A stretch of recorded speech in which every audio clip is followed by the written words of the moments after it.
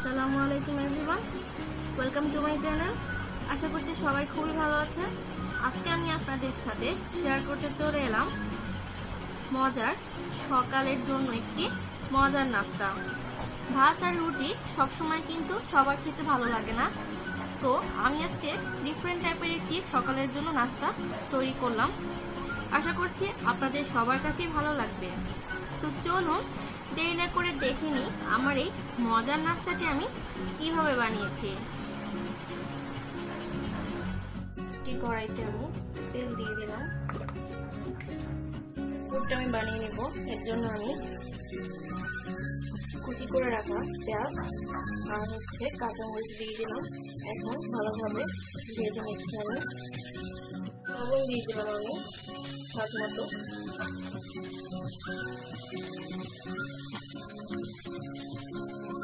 পেঁয়াজটাকে আমি বেশি ভাজবো না, আমি একটু হালকা ভাজা করে এই পর্যায়ে আমি দিয়ে দিচ্ছি হলুদের গুঁড়া আর মরিচের গুঁড়া।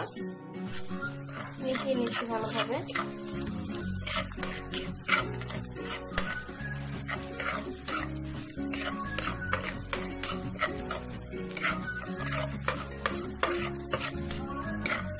এই পর্যায়ে আমি দিয়ে দিচ্ছি চাট মশলা দিয়ে দিলাম। চাট মশলার পর আমি এখানে ইউজ করব গরম মশলা দিয়ে দিলাম।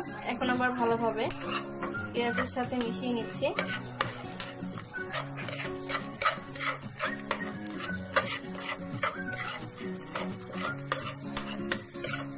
মশলার সাথে মিশিয়ে নেওয়া হয়ে গিয়েছে।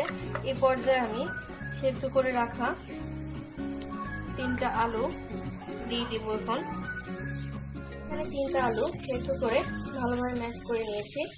এখন মিশিয়ে নিচ্ছি আমি মশলার সাথে।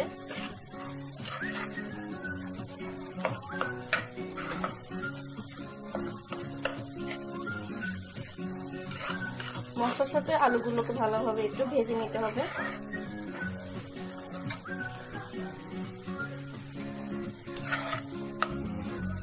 আমি এখানে কিন্তু খুবই সামান্য তেল ইউজ করেছি, আপনারা দেখতেই পেয়েছেন।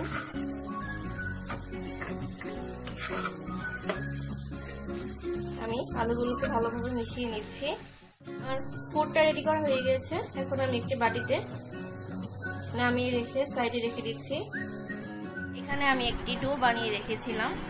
আমরা যেভাবে পরোটা বানাই সেরকম একটি সফট ডো আমি এখানে বানিয়ে নিয়েছি, দেখতেই পাচ্ছেন। এখানে আমি একটি ডো নিয়ে নিলাম। ডোয়ের মধ্যে আমি একটু গর্ত করে এভাবে পুরটা দিয়ে দিব। পুরটা আমি দিয়ে দিয়েছি, দেখতেই পাচ্ছেন। এখন আমি এর মধ্যে সামান্য চিজ দিয়ে দিব। এভাবে আমি চিজ দিয়ে দিচ্ছি।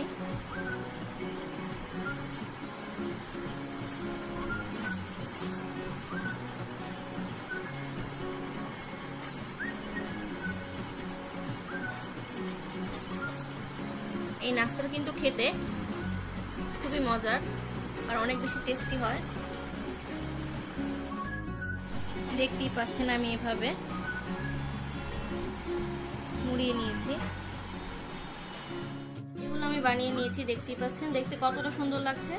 এখন আমি এগুলো হালকা তেলে ভেজে নিব।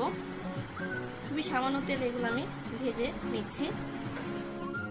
আমি একটি ফ্রাই প্যানে সামান্য তেল দিয়ে দিয়েছি। সামান্য তেলে আমি এটা ভেজে নিব। এখন আমি এই বনটা দিয়ে দিলাম।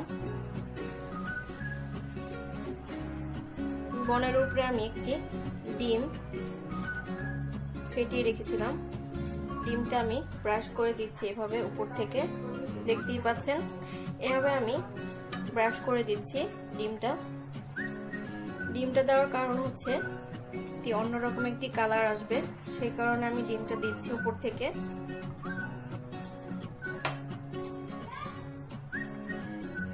এখন আমি ভেজে নিব হালকা আছে। এইভাবে আমি সবগুলোকে দিয়ে দিলাম। উপর থেকে ডিম ব্রাশ করে দিয়েছি। একটি ঢাকনা দিয়ে আমি এটা 10 মিনিটের জন্য ঢেকে রেখে দিচ্ছি। অপর পিঠটা উল্টিয়ে নিলাম, দেখতেই পাচ্ছেন। দেখুন আমি এগুলো ভেজে উঠিয়ে নিয়েছি, দেখতে কতটা সুন্দর লাগছে। এটার ভিতরটাও কিন্তু চিজটা অনেকটাই বেরিয়ে এসেছে, দেখতেই পাচ্ছেন। আমি কেটে আপনাদেরকে দেখাচ্ছি কেমন হয়েছে ভিতরটা। আমি কেটে নিয়েছি, দেখতেই পাচ্ছেন। দেখুন এটা চিজি ভাব কতটা চুলায় পারফেক্টলি ভাবে হয়ে গিয়েছে, চিজগুলো বেরিয়ে এসেছে। আর এই নাস্তাটি কিন্তু খেতে অসম্ভব মজা, ছোট বড় সবাই কাছেই খুবই ভালো লাগবে আমার আজকের রেসিপি।